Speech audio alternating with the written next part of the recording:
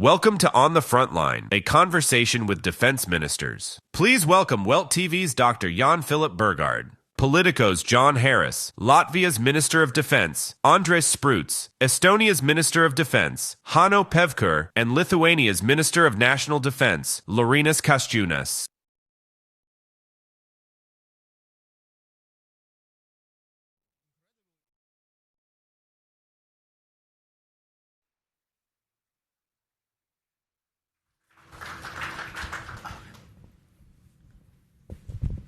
Good morning, and thank you all for joining us. As I was preparing for this event, I should say to the ministers and really to all of you, it sent my mind back. In 2015, I'm one of the founders of Politico in the United States. Originally, we got started in 2007, and then 9 years later, in coordination with our now owner, the Axel Springer Publishing Group, we said, you know what, we want to go to Europe.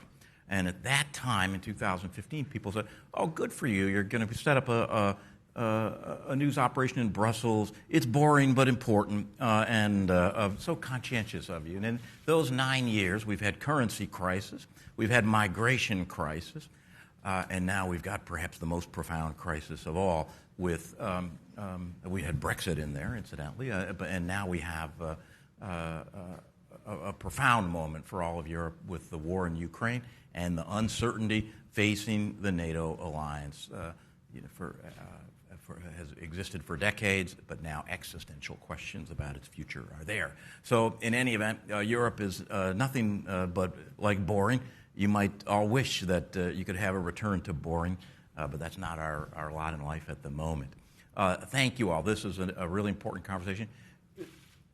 The issues we're talking about today are of central concern to Politico. 600 journalists across 9 time zones, from Berlin to California, many of them devoted to the particular issues that we're talking about today, the security and the future stability of Europe. Delighted to be here with my Axel Springer colleague, Jan-Philip, from WELT TV, who is himself expert on these issues. And Jan-Philip, I'm going to defer to your expertise and let you start off the questioning with our ministers. Okay. So first of all, I would like to ask you if you could share the mood in your countries. How big is the fear of an attack by Russia these days in your populations? Okay. So who starts?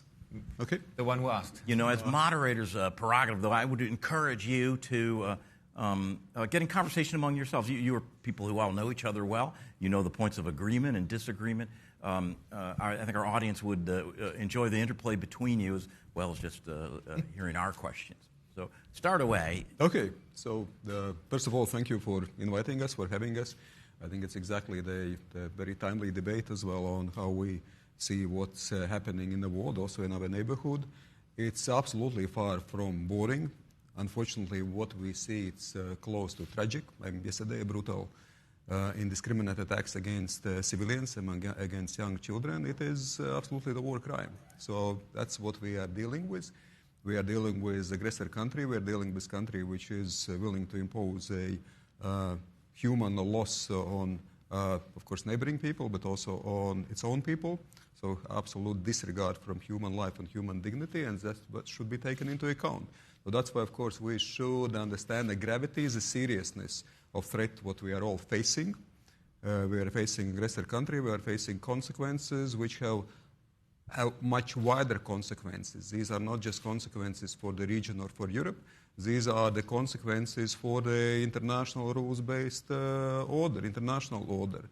So that's why, of course, for us in Latvia and the Baltic countries, we believe that it's absolutely the must that to support the rules, to support Ukraine, to deal and contain Russia. At the same time, as you also raised the question about fear, we've been living next to Russia already for decades.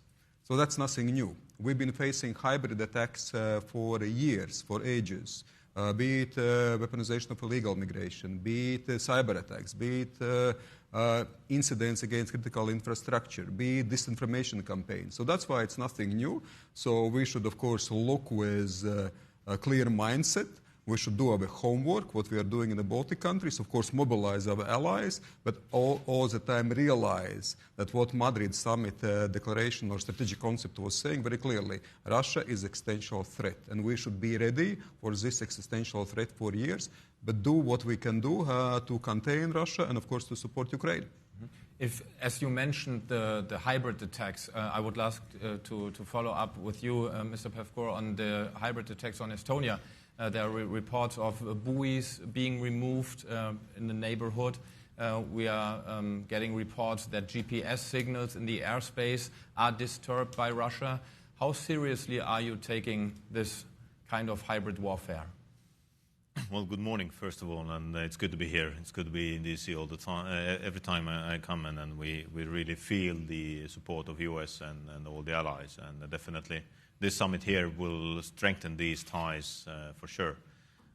Well, when we take the threat of Russia, then the first thing we have to understand that we cannot change the geography. So although there is a song in Estonian folklore which says that the Estonian border goes to Chinese border, but we have like no desires at the moment. So, but nevertheless, you know that Russia has been there and will be there. So Estonians are more ambitious, I guess.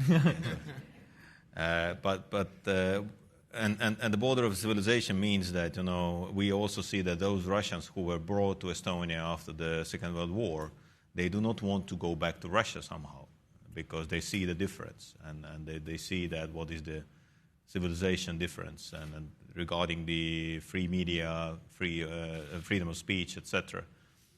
When we talk about the hybrid attacks, so yes, this is a constant situation for us, because you mentioned already a couple of things. We can also look at Vilnius and the attack on Mr. Volkov, associate of Navalny. We can talk about the attack on the Minister of Interior car in Estonia, attack on the car of one journalist in Estonia. So this is something which is, you know, in the playbook of Russia. So one thing we have to understand, that Russia is planning, you know, since 100 years, everything by 5 years plan. So somewhere in the FSB playbook there is that, okay, week 24, 2024, you have to do this. And then they do. So they execute. So and when there is in the plan that they will do a hybrid attack against Estonia, and this means that they will burn down a car or have something else. So then they will do it. So and our our obligation is not to fall into that trap. That we know that they are capable of that. We know that they are doing that. Now is the question that how we respond to that. When we, brought it up on a very high level, then of course they are happy, because then we are dealing with our internal matters and not with Ukraine. And this is exactly what Russia wants to have, that all the European countries will deal with internal problems and not with Ukraine. That the world will talk about hybrid attacks, world will talk about cyber attacks, and not what is going on in Ukraine. In reality, we see that hundreds of people are dying in Ukraine, and this should be our main focus.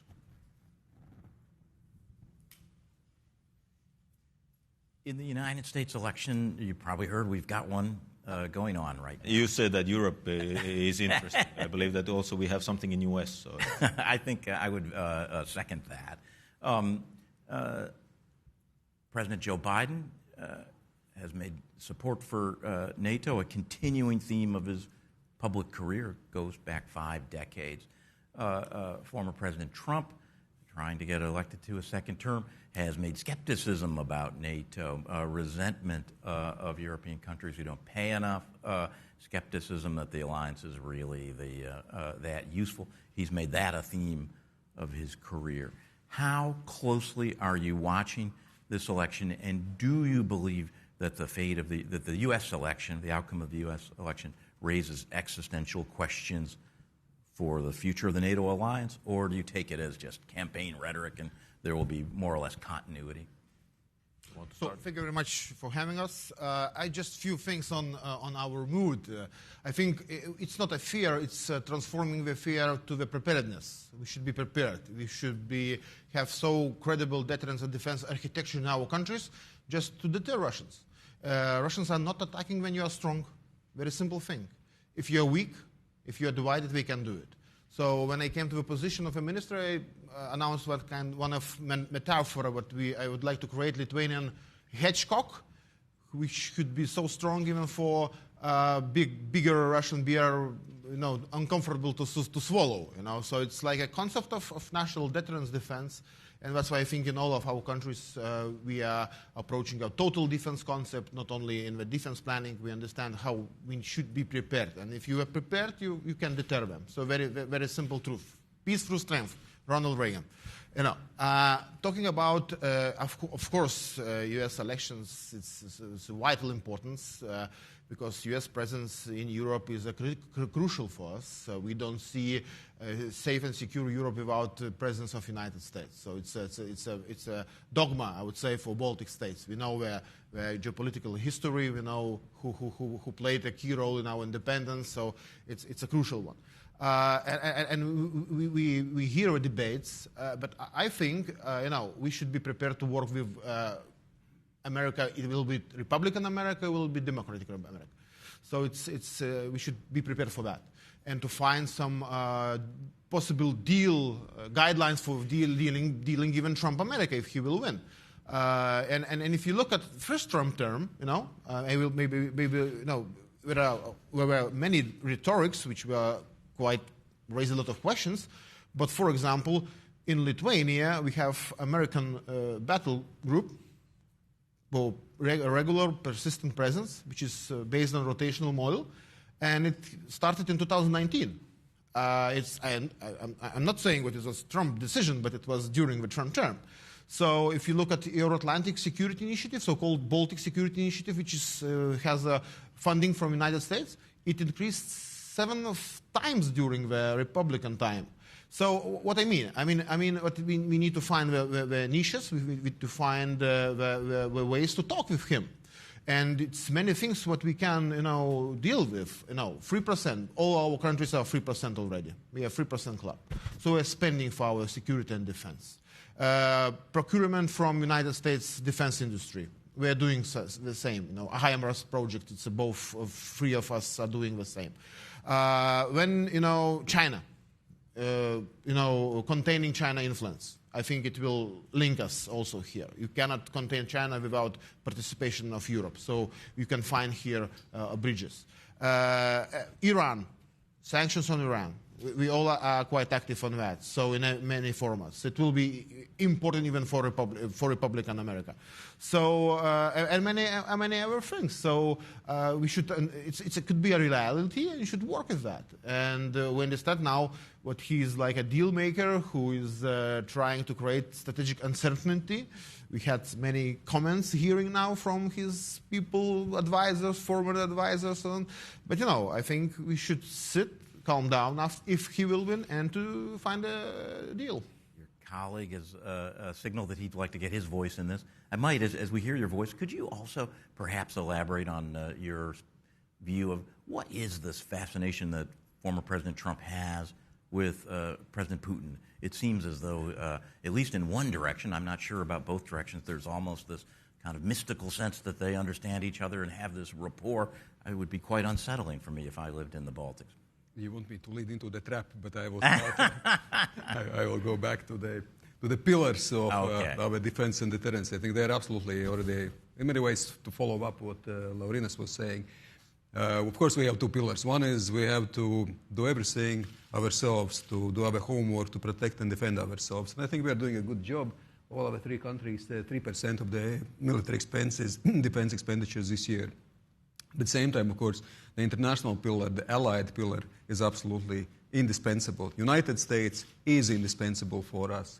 But at the same time, I would say it's vice versa. We believe also that NATO is indispensable for the United States. Washington Treaty, the Washington Summit, 75 years, coming back also to the home to some extent. I mean, the U.S., of course, has taken a leading role and has been interested itself, we believe, in keeping NATO strong. As for Donald Trump, of course, some questions, I think they are relevant. We might say that it is just about a political dynamic and political campaign. But of course, we can also raise wider questions, more general questions. What about your United States outlook in the world? I think these are more fundamental issues. But at the same time, again, if you look at the fundamental interest, if we see that in times of challenges, in times of external threats, we have to mobilize and unite ourselves, that it's in mutual interest of all of us, then we see that there is a prospect of cooperation, even though some questions certainly among 32 members will be raising. Again, 2 countries joining additionally, Finland and Sweden. It just shows that despite those questions, the NATO is very attractive, very appealing in times of challenges, in times of those threats. But once more, coming back to Donald Trump, to the previous presidency, I think Donald Trump was right on raising the voice on 2%. Absolutely, that fair burden sharing, and the U.S. can expect fair burden sharing, and we also advocate ourselves that fair burden sharing absolutely is must. But at the same time, if you look not so much at the words but at the deeds, then in the former Trump presidency, we see actually the increase of presence of United States troops in the Baltic Sea countries, in the Baltic Sea region, and in the Baltic countries as well. Let me echo a couple of things maybe to that. First, NATO is a club. And when you have a club rules, then you respect the rules and you expect that everybody will also respect the rules. So Trump is a golfer. So when you pay your fee in the golf club, you can play. Doesn't matter how big is your wallet. So when you pay that fee, you can go to the golf course and play. So and this is my understanding also that, first, of course, Europe. So you are paying 3.4%. We are paying more than play, right? we pay more, by share of our economy. We are paying more than US is paying at the moment. So the first, when you take the NATO expenditures, then first is Poland at the moment with a bit of more than 4%. Then comes Estonia this year 3.43%. Then US 3.38%, and then the others. So Latvia, Lithuania also. As a German, I need to ask: is Germany paying enough to be allowed to You play? reached 2% already. 2% is good. So we have. Is it enough? No. It's not enough. It's not enough. Good, but not good enough. And our voice here is very clear that we say that 2% is not enough because there are many reasons behind that. First, that we have a huge shortage in capabilities. So this is why we came out with the capability initiative, all of us here, called, very nice name, ACDC, and it's not a band, so it's Allied Capability Development Commitment. So we talk about capabilities. So we need to invest more in order to get more capabilities. This has been the same voice also during the Trump first administration and probably will continue like this. The second thing, when we talk about the commitments, then yes, we have 23 countries now who are above 2%. We had a year ago only 11. Mm-hmm. So there is a clear process and progress in that sense, but 2% is not enough. So we have to go to 2.5, maybe even to 3%. So, but with that, we also have to increase the capabilities of the industry because otherwise, we will put the money onto the market. And when I go today to Lockheed Martin, ask them that, can I have ATACMS from you, then they will say, yes, you can in 28. So this is not enough for us because we need them now. So the production capabilities also, and we will talk also in this week a lot about the production capabilities. So in that sense, we do not have to be afraid that there will be a new president of the United States or the Biden administration will continue. We as Europeans have to remember that we are all members of the club, and we have to work with any administration. So we have Orban in Hungary, we have Fico in Slovakia. So that doesn't mean that we are not working with them. We have to work with them. And at the end of the day, when there is a question of Article 5, then we have to find a very quick political consensus among all the 32 allies. As you mentioned, Orban, he recently did an interview with Politico and WELT TV just this weekend. And he said Putin would never attack a NATO member such as the Baltic states because he's busy with Ukraine and he's never going to do it. Do you share Orban's perspective? As long as he's busy with Ukraine, probably, yes. But one thing maybe which is a misunderstanding that, that when there will be a big conflict NATO, Russia, then this conflict is with the aim that Putin wants to go to Berlin. No. to get the result, the strategical result for Kremlin and Putin, it's enough to go only to a small part of Lithuania through Belarus or from Kaliningrad, or small part of Latvia or small part of Estonia, because the message will still be the same. But we do not have these three countries here. We do not have the strategic depth. So at the moment, Latvia, Estonia, and half of Lithuania is occupied in Ukraine. So this is sometimes we do not understand that there's 110,000 square kilometers, which is Estonia, Latvia, and half of Lithuania, is occupied. And to get the result to show that NATO is not active or NATO is not capable of fighting back, then it's enough to take just a small part of Estonia or a small part of Latvia. Isn't that a big, big challenge, though, right? The fundamental assumption of NATO and the reason it did work to end the first Cold War was people really believed an attack on one is an attack on all. And they really were organized against preventing tanks from rolling across Europe to all the way to across the continent. What you're describing is a sustained campaign of intimidation, harassment, taking a little bit. And I would think that it would be very hard to mobilize the U.S. public to go to war over kind of minor incursions or harassment. It doesn't weaken NATO. Like it's deterrent. But this power has been diluted. This is why we changed in Madrid the understanding and the approach to defense. So we went to the forward defense approach, which means that we will start defending our countries from the first inch. We will not give away any inch. And if that means that we also have to make attacks to Russian territory, then we are ready for that, because you cannot fight only on our territory to keep every inch of our integrity. So this is why we are ready to start fighting from the first meter on, and of course this means that we wait the same from all the allies. Minister? Yes, again, follow up. Whatever Putin says, so we've seen those lies also in the past. So of course we should be ready and prepared for different kind of scenarios, be it a hybrid warfare, be it also some kind of other more military escalatory scenarios as well. And I'm repeating this: in Russia everything might change in every 5 or 10 years, but nothing changes in 100 years. George Kennan, in his long letter, was very right. That Russia remains expansionist regardless what kind of regime we have. It's not just about Putin's regime or Putin's Russia, it's also Russia's Putin. So of course we should be ready all together. And I think what is important to remember, two things. One is that there are now several NATOs. Exactly, your question that attack against one country means attack against all countries. And I think, again, once more, Sweden and Finland joining the alliance, I think once more demonstrates beliefs, and beliefs are extremely important. Beliefs, and the second thing is beliefs are important. Let's not underestimate ourselves, because sometimes we have this self-doubt.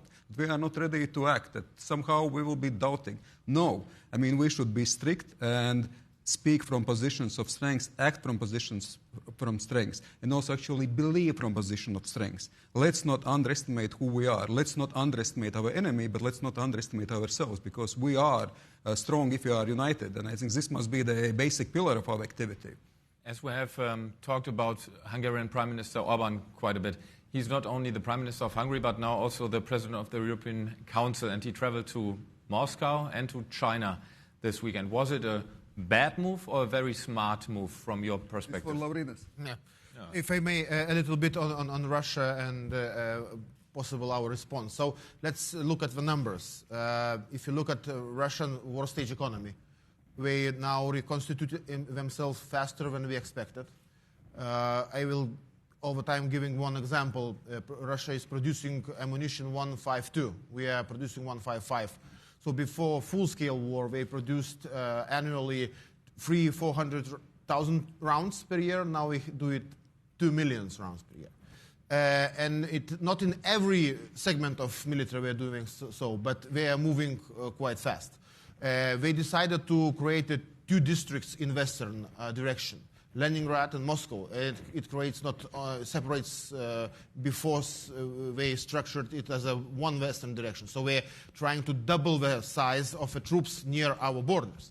So it's a plan, but we are trying a little bit to implement it, little by little. So, and if this is an authoritarian country, it means nobody is elected there. I mean, they are appointed, self-appointed. So we don't have with electoral cycles, where people, the society is not asking for welfare. They are just mobilized on the war. So you can manipulate with the society. And this is a different thing. I mean, different culture, different civilization, I would say, and we should adopt to it. We cannot apply Western criteria trying to understand Russia. It does not work, that. So, and here is a problem for him. Now he's on a war stage economy, having a 6-9 GDP into the military, putting it.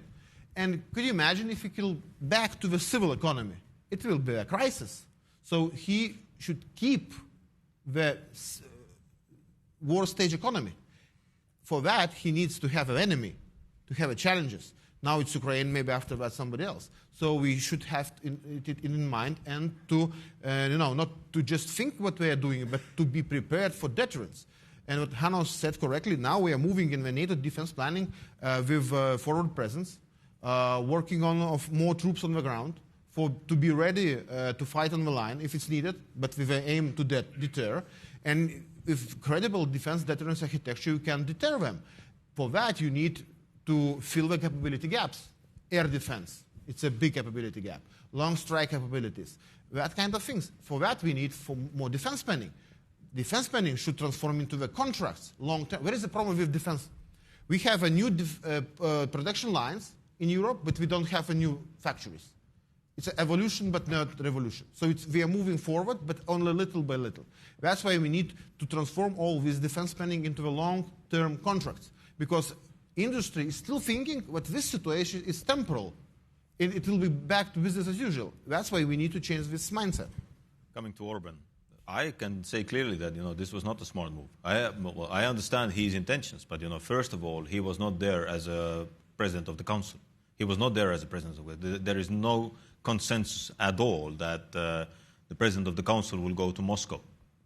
No question about it. So it was his personal initiative. But what we saw from the first sentence of Putin, he said immediately that, well, I understand that, welcome, Mr. Prime Minister, you are not here only as a Prime Minister, but also as a President of the Council. So, and this is exactly what we cannot, or what we should not do, that Putin wants to have us divided, that we are not united. And this is exactly, how he will achieve that.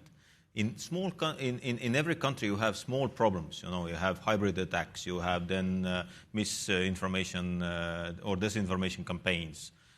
You have small problems, small riots, and countries will start to work with these problems and not focusing on Ukraine. And this is exactly at the moment also in the foreign policy and diplomacy is that Orban goes to Moscow and everybody will talk about, Orban is in Moscow now.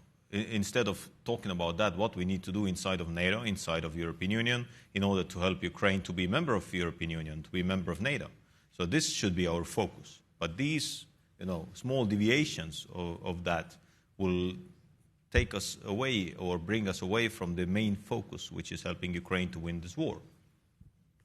Just again, I agree with what Hanno said about Orban, and there are bad news and there are good and good news. The bad news is, of course, that it has not been a smart move, and of course, to engage with a bloody dictator, and we see next day who bombs innocent people. So, of course, just shows with whom you are dealing, with whom we are dealing.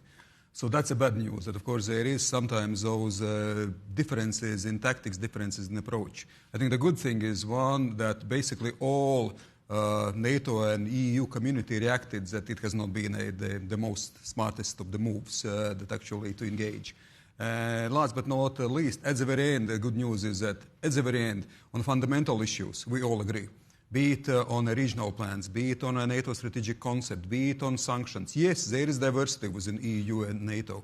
We are democratic countries with our own societies, with our own historical legacies and background experiences, and also with geographical locations. It also contributes to our thinking. So it also shows once more how important it is for the EU and NATO leadership, and also for the country leaderships, to engage with society and to explain, because of course it's a permanent process to underline how important it is to deal with such bloody dictators and not to engage from positions of weakness and appeasement.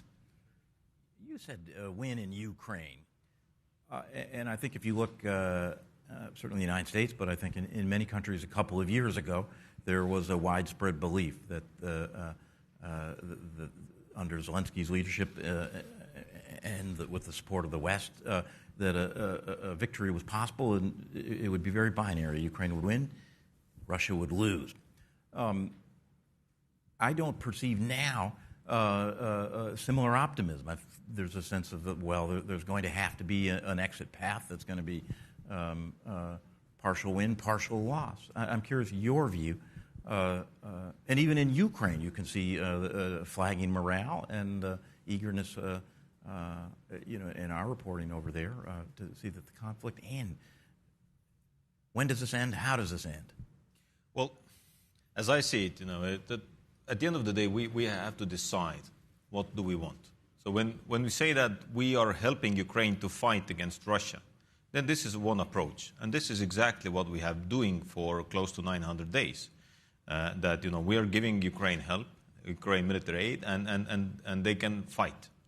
Also today, it was unfortunately delayed on the Hill, but at the end now we have the 61 billion package.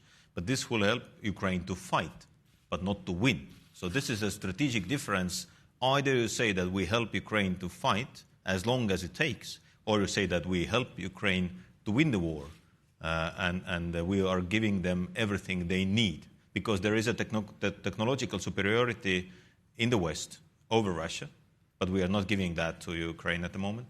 We have delayed all the decisions regarding the long-range fighter jets, etc. So this is our strategical question for the future.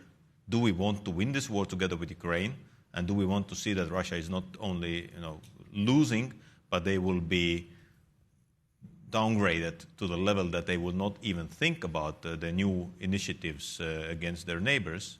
Or we say that, okay, we will continue helping Ukraine as long as it takes. So my understanding is that as long as it takes is not enough. And we have to say clearly that, yes, we will help Ukraine to win this war. And that means that we need not only political commitment, but we need political decisions. Yeah, of course, this war has several stages, but the first stage was by Russia planned fast, so-called blitzkrieg, and it collapsed. After that, we decided to put on the table this long, devastating war, because we don't count human lives, we can produce, we can put every resources as an authoritarian state. And counting what it will come fatigue in Ukraine, it will come fatigue in the West, and it will be a situation where Ukraine will be pushed to the negotiations on Russian conditions. So when we talk about peace, we should be careful. Should it be a just peace or unjust peace? And the main formula is that Ukraine should decide when it starts. And it's good to have Ukraine in a stronger position, But the first voice, when the peace talks can start, it should be Ukrainian. And looking pragmatically, if you want to contain Russian power, if you want to damage it, Ukrainians asking not the troops, they're asking just ammunition and weapons. And they are ready to fight and to push back Russians, not only from Ukraine, but also from Europe. So it's a supporting Ukraine, is a supporting also and building up European security. Yes, it's to some extent would be easy to become a bit pessimistic, and it has some basis as well. But let's not entrap ourselves. I think let's not over-exaggerate some of this pessimism, because back in 2023 we hoped that everything will go smoothly, and we've been over-exaggerated optimists. In 2024 we see that some kind of pessimism is creeping in. I think the goal must be very clear. The goal must be strategic defeat of Russia in Ukraine. It means that Ukraine regains its territories, and Russia is not able to wage any kind of activities, neither against Ukraine nor its neighbors or NATO in general. From 2022 or all the way back to the 2014? 2014. Of course, we speak about territorial integrity. It means from 2014, including East Ukraine and also East Donbass and, of course, Crimea as well. But the wars are won by what? They will political will, societal resilience, and I would say also what was mentioned here, it was by my colleagues, it's also the military industry. So we see that Russia has put, in many ways, its military industry or industry on the military tracks. There is, of course, some element of political will, but again, once more, let's not overestimate what Russia is. It has also its vulnerabilities. So I think the definitions that as long as it takes, we might discuss it, we might add some additional ones, but as long as it takes, it is important element for political will, for putting military industry on a military track, and also, of course, for the long-term constrainment or containment of Russia. You're putting a lot of emphasis on the political will. If we look at the world stage right now that is unfolding here in D.C. these days, U.S. President Biden is weakened because he's campaigning and he has many issues to deal with. French President Macron is dealing with a political government crisis in France. The government in Great Britain has just built up. So there's a lot of insecurity within the big leaders.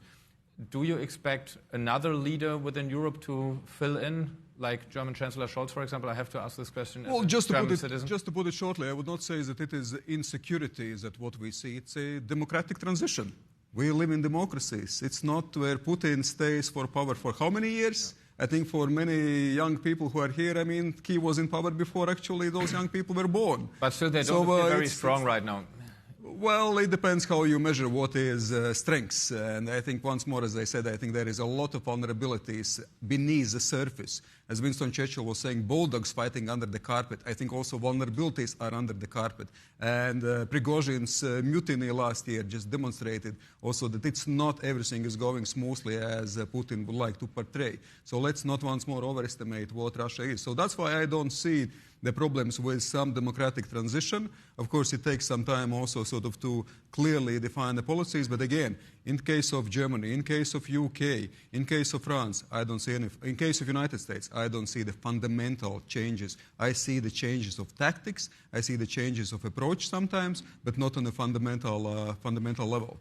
But you know, this is exactly what we are fighting for in Ukraine.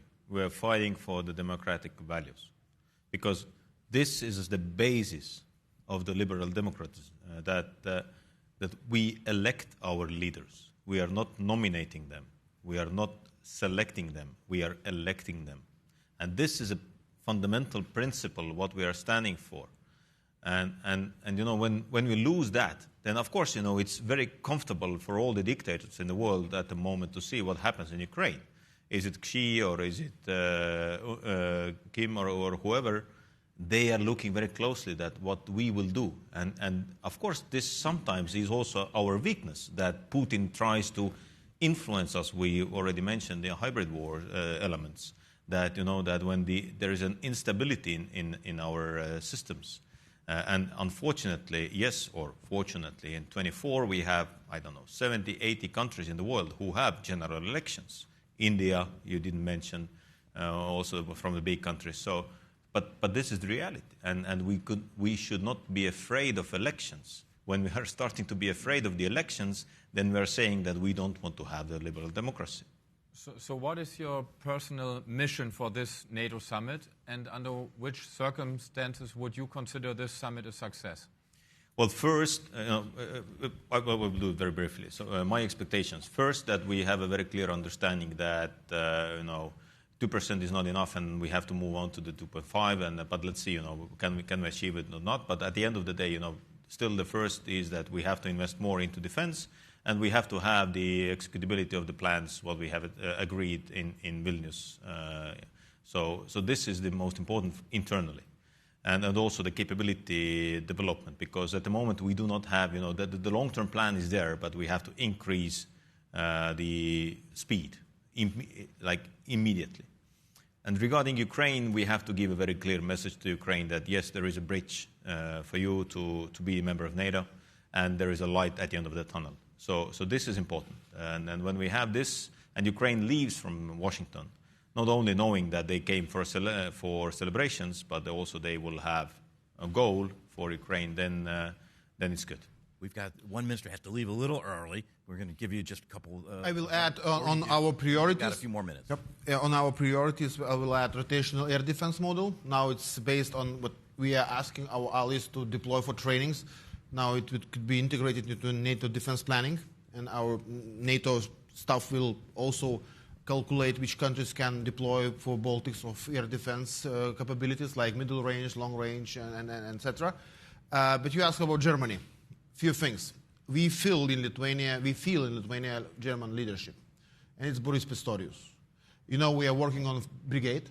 In 2027, we will have full operational readiness, ready brigade, combat-ready brigade in Lithuania. We are working, Germany is working, investing a lot, doing our homeworks, and it will be, I think, a role model how the deterrence in eastern flank could look like.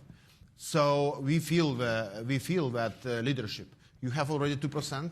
It's a big thing, knowing all strategic culture diversities in your country, and it's doing social democrat minister, and it's a Zeitenwende. I think it's a reality, and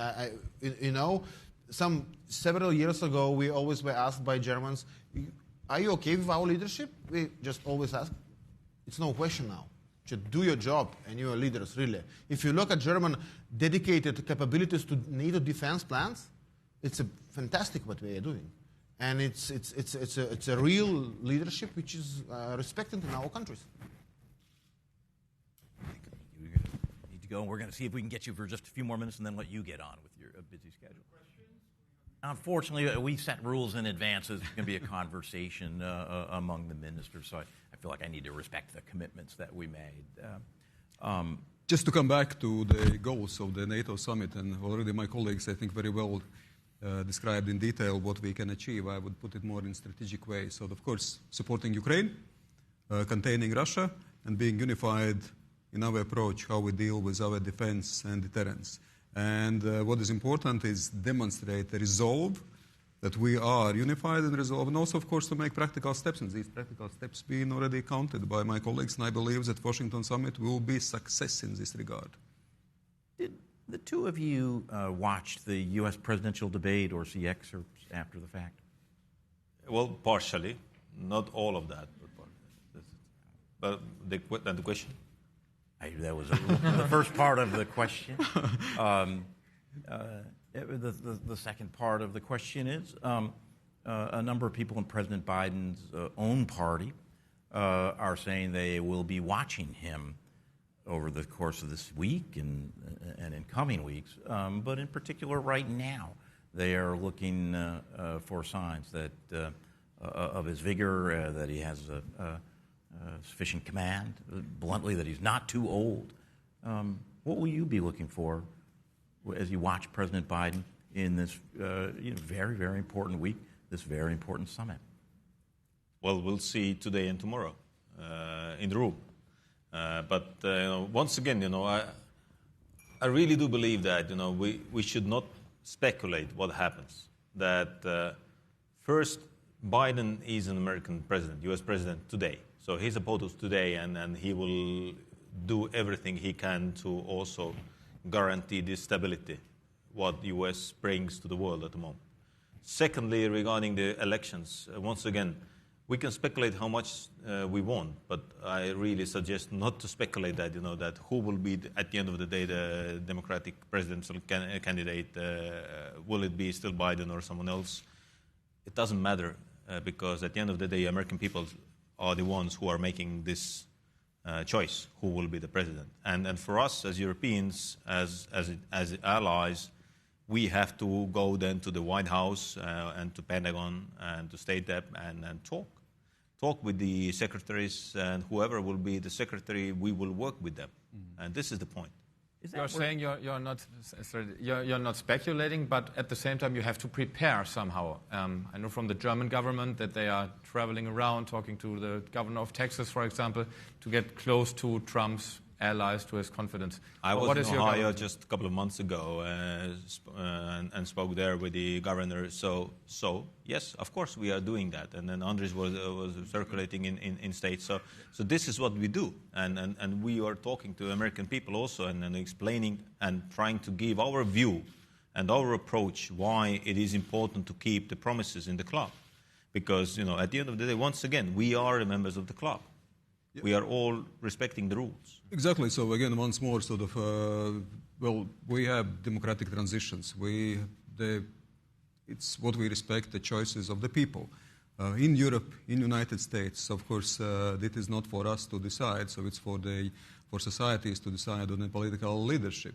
And of course, for us, what is important always to demonstrate our willingness to explain how we see the world, how we also are willing to contribute to unity of NATO, so how we are also able to contribute all together. But I think the most important part in this is, yes, we can of course focus on personalities. Personalities matter. But at the same time, it's also about structural interests and structural fundamental issues, where we go with the countries. And I think once more we come back that we are interested as nations to keep together, to be unified in those times. Yes, we also need to deal with a wider range of threats and issues. We discuss Russia. It's not just about escalatory military activities. It's also about hybrid activity all around the world. When we deal with more global issues, of course, it's in the Pacific. We will meet also partners here in the NATO summit. So dealing with such countries, authoritarian countries like China, for instance. So that's why, of course, regardless who is in charge, the mutual explanatory job should be done, and I think the mutual interest always should be sustained. But again, once more, of course, we respect a decision by the societies, what is political leadership. Is the war in the Middle East between Israel and Hamas in Gaza, is that challenging NATO unity? Or is it distracting in any way from the focus that you believe is necessary in Ukraine? To put it shortly, I don't think so in many ways that it undermines some sort of NATO or Euro-Atlantic or transatlantic unity of the like-minded community. Of course, there are again some differences in details how we deal with it, but at the same time, two-state approach is what has been put forward by United States, Canada, and also the European Union. I think we are united in this case. Yes, of course, it once more underlines how complex, how complicated, how challenging the world is. So it's not just about Russia and Ukraine. Yes, we focus there because the consequences are fundamental, but it's not just about Ukraine and not just about Russia's aggression. It's about what happens in the Pacific. It's what happens in the Middle East. It's what happens in Africa. You started, dear moderator, you started with counting the crisis, what we've been facing. So the number of crises, almost every second year, there is a new crisis coming. Financial crisis, migration crisis, geopolitical crisis, epidemic crisis, etc., etc. And we all the time have to be reinventive, creative, and at the same time remember that unity in those difficult times, actually it is indispensable for all of us. It's for interest of all of us. And very briefly, of course, the only person who is benefiting from different crises around the world is Putin, because he can show that the Ukraine crisis is just one among many others, and of course, he would like to see that we will have many other conflicts around the world and inside of the countries. So this is what I was describing also previously, and of course, we would like to see that still the focus will be in Ukraine, but we also understand the Indo-Pacific situation, and also at the end of the day, or not at the end of the day, but then someone says and comes and says that, well, actually the biggest problem is climate change. Yeah. In any democratic country, seems to me, a leader who had experienced what President Putin has, started a war and prosecuted a war, tens and tens of thousands dead, a number of strategic missteps, well, that leader would be weakened or out of power. Do you see any evidence that Putin's hold on power is weakening? I put it back in 2022, and I'm still waiting for this, but I put back in 2022 that what Putin has done, he actually made a pregnancy of self-destruction. It might take some time. It might not be 9 months, it might not be in 2 years, but basically I think he unleashed the forces which at the very end undermined his own regime. And if you look at the political situation, it's not as stable as it seems. It also shows the public opinion polls, not always very easy to make those public opinion polls, but shows actually not a full support. Yes, there is a support as well. The passive support, sometimes active support, we see economic problems. Yes, on the one hand, now economic growth is because of military industry. At the same time, in a long-term perspective, it's not sustainable. We see the interest rate 16% for in Russian economy. So that's why, of course, there are signs which to some extent remind us what happened also back in the 1980s. Expansionism always has its overstretch, and overstretch very much undermines regime. Yes, that's why we have to be ready for a long-term conflict as well. We have to do with as long as it takes activities. So to be patient, because we have the strengths on our side, and let's not once more doubt ourselves and underestimate our strengths in this regard. Red time. Do you want to take just very briefly to get a final word? Yes. So I have also good news. So there will be a day when Putin will not be the president of Russia. Mm-hmm. So we don't know just yet when. But the point is that what also Andres was mentioning, that that Russia is a different country in a way that the society is different. And when you take the Russian history, then the change in Russian society has always come only when there was an internal push. So 1917, the revolution, 1988, 89, the collapse of the Soviet Union, there was an internal push of that. And at the moment, unfortunately, when there was a question that, is the Putin's regime strengthening itself or not, I would rather say that, unfortunately, it is stronger than it was a couple of years ago, because they are concentrating the force and the power to the center. And even when people have some ideas, immediately they will put into the jail. So we are back in 1960s, 70s, 80s, when Russian or the Soviet power was controlling everything and everyone. And as I like to say, that in Russia there is one understanding that nobody wants to hear anything about corruption. They want to be part of that. So this is the mentality what we see, unfortunately, on the top level of the leadership of Russia. So in this case, we are a little bit different, because the sort of decades, I would say, we are closer to 1980s, when actually there are a lot of, it seems that on the surface that Russia is sort of, it has its strengths, but under the surface, we have, exactly, it is unsustainable. All right, well, that's a more optimistic note from you than from you. We're going to let him finish it just on a slightly upbeat note. I'm happy to agree with Andres, and I really do hope that, the Russian society will wake up and come onto the streets. But unfortunately, the last years have shown vice versa. You've got to, go ahead. Yeah, just, of course, but once more, I would also repeat that everything might change in Russia, and every 5 years and Putin might be gone, but it doesn't mean that Russia will be changing in 100 years perspective. Here again, sort of on one hand, we might be optimistic on some issues, but we should always be sober-minded on what we are dealing with. And here, dealing with Russia, which has expansionist impulses, is absolutely the part and parcel of the longer-term approach by the West. Absolutely, absolutely. Yeah. Well, we made this mistake in late 80s and early 90s. So once again, when I look at the defense spendings in 84, 83, then in NATO the average spending was around 3.7, many countries above 4, and after the collapse of the Soviet Union it dropped into 1%. So this is the lessons learned, what we have to take from the history, that even with the collapse of Russia today and the collapse of Putin's regime, it's not very wise to go down again to 1% with defense spendings, because Russia, as Andrei said, will not change in the long term. That's a good place to end. You both have very busy and important agendas, as does the other minister. We really feel honored that you've been able to share your time with Politico and with all of us in the crowd today. Thank you very much. We are honored as well to be here, so thank you so much. Thank you very much. Thank you.